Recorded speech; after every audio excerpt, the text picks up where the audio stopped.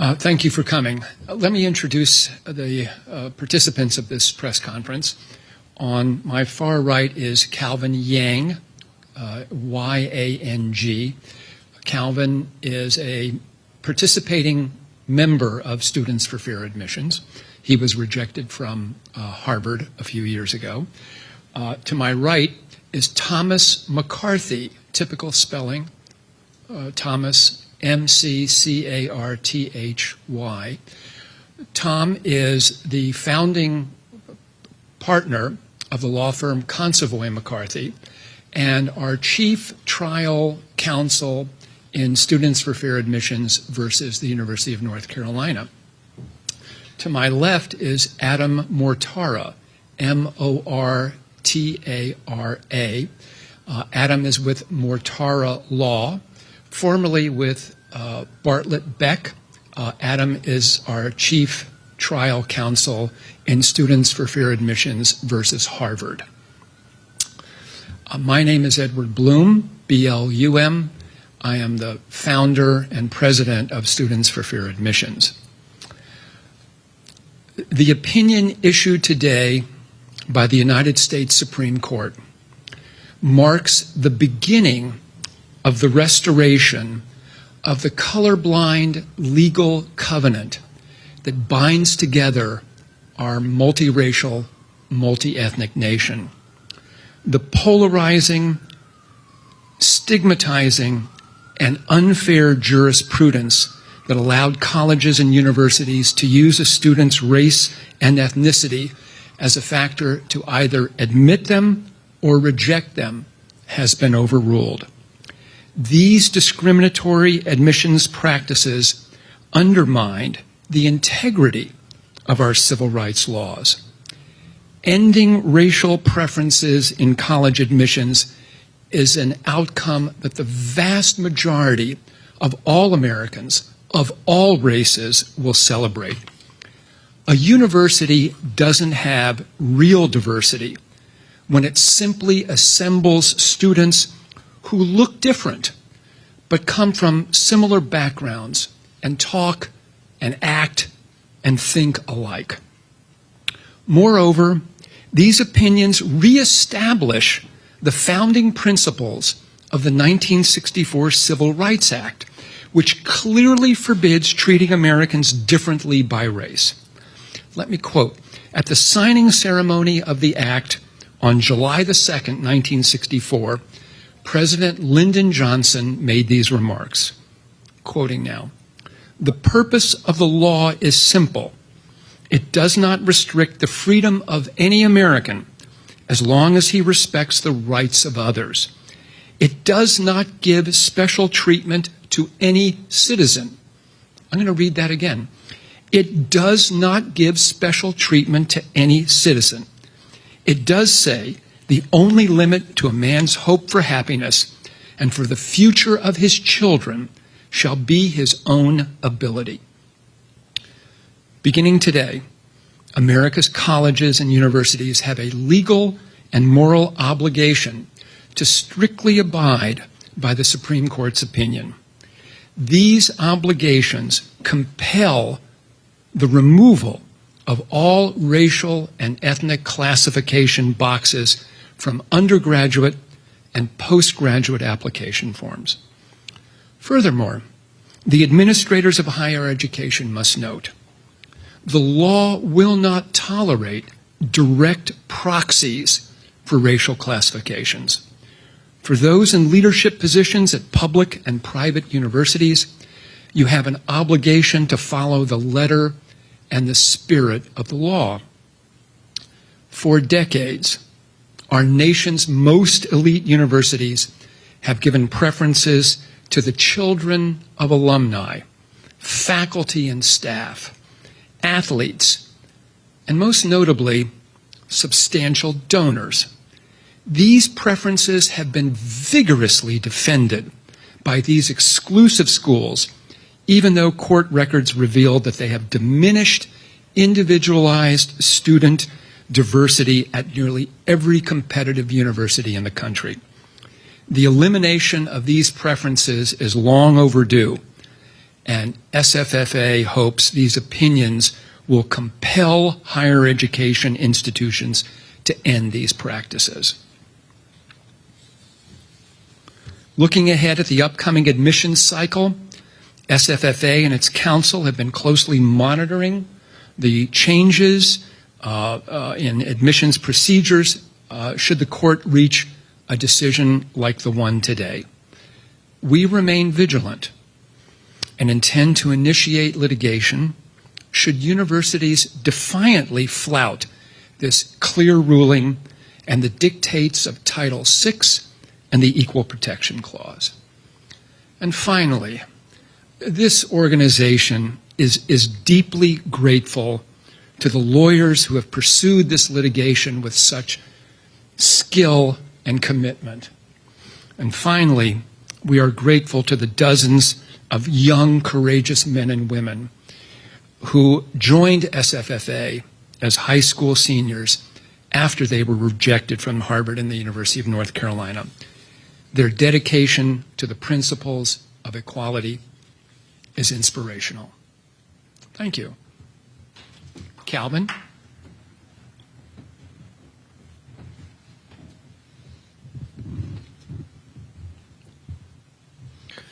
Good afternoon, ladies and gentlemen.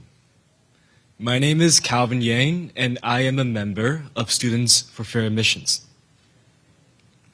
For so long, Asian Americans have strived for acceptance and recognition, for our contributions to building a foundation of this country to be acknowledged, and for us to take up our rightful place within the society. Today's decision has started a new chapter in the saga of the history of Asian Americans in this country.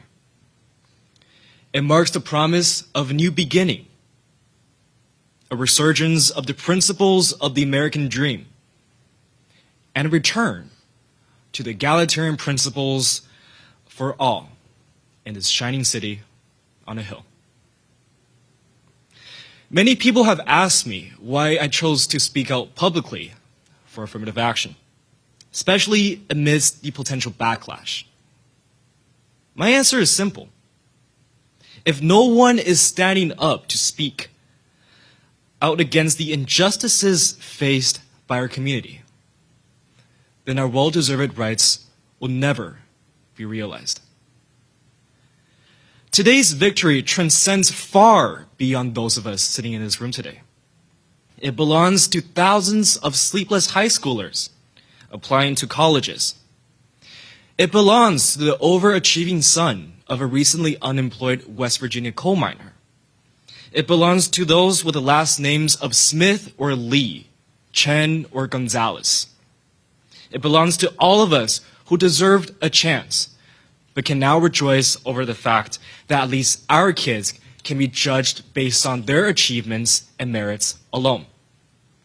Most importantly, it belongs to all of us who believe that if we work hard enough, we all can have a chance at getting our own slice of this grand American dream.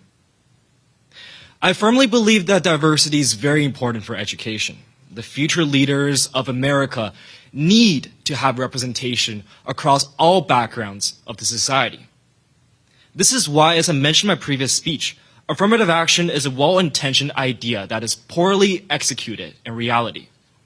Thus, it is my hope to see a renewed college admission system that recognizes and rewards the multifaceted talents and diverse perspective that each individual can bring to the table. Together, let us embark on this transformative journey towards a fair, more inclusive educational landscape where the potential of our nation's youth knows no bounds. Thank you.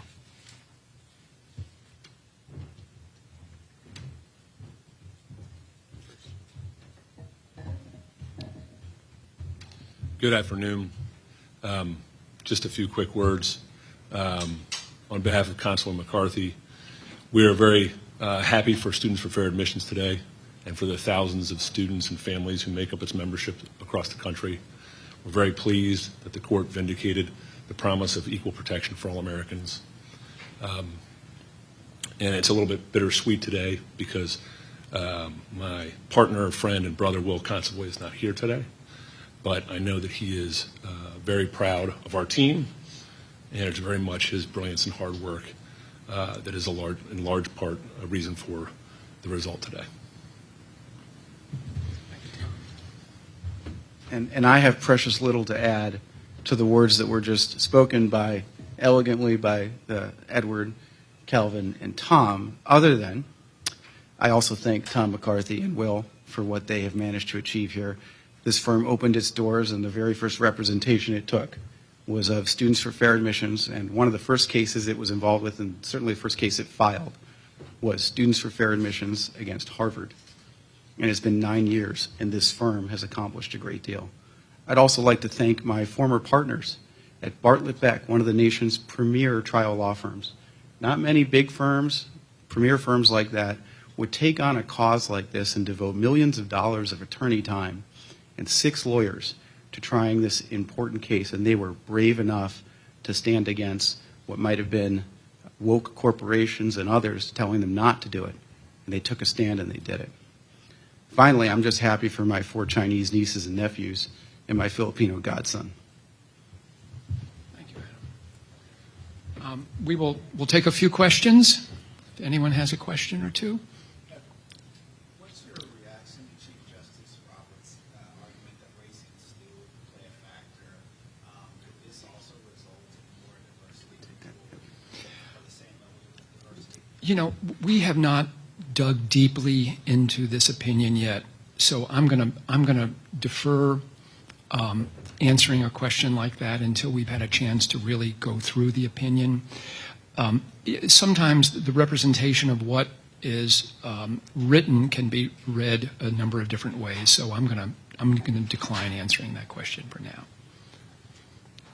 I know that your organization stands for fair admissions, and this kind of goes beyond the scope of that, and also taking into account that I think we all need a moment to actually read the opinion. But could the same logic that's being applied here in this case also be applied to things like scholarships and other internal benefits that aren't necessarily on their face specifically for admissions? Do you guys want to, Adam, why don't you take that? Yes.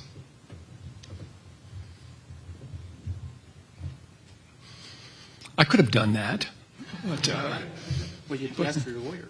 well, I'm glad you and Tom are here. Any other questions? Yukong.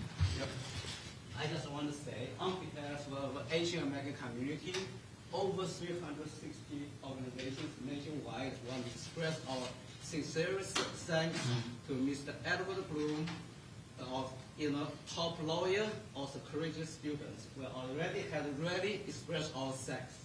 Thank you, Yukong.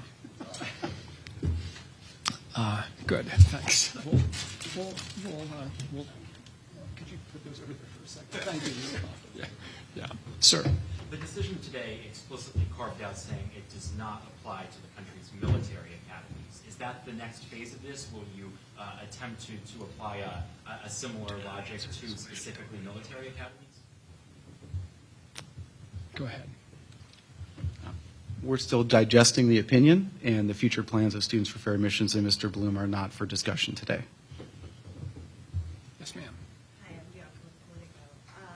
You mentioned legacy admissions in your statement earlier as a barrier, something that universities should get rid of.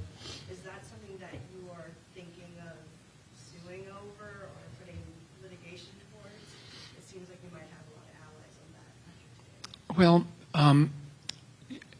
speaking as a non-lawyer, legacy preferences are not actionable in court. If they were, I would have expected our friends at the NAACP or MALDEF or ACLU to have brought these lawsuits challenging that years and years ago. Just adding on, what about standardized tests? Is that something that you are considering at all as another barrier or something to get rid of? We are not going to be litigating the elimination of standardized tests. Yes, ma'am. Yeah, I'm Helen Heskison with the Chronicle of Higher Education. I'm curious about the provision of the ruling that allows colleges to still use the students' life experiences, including about race in their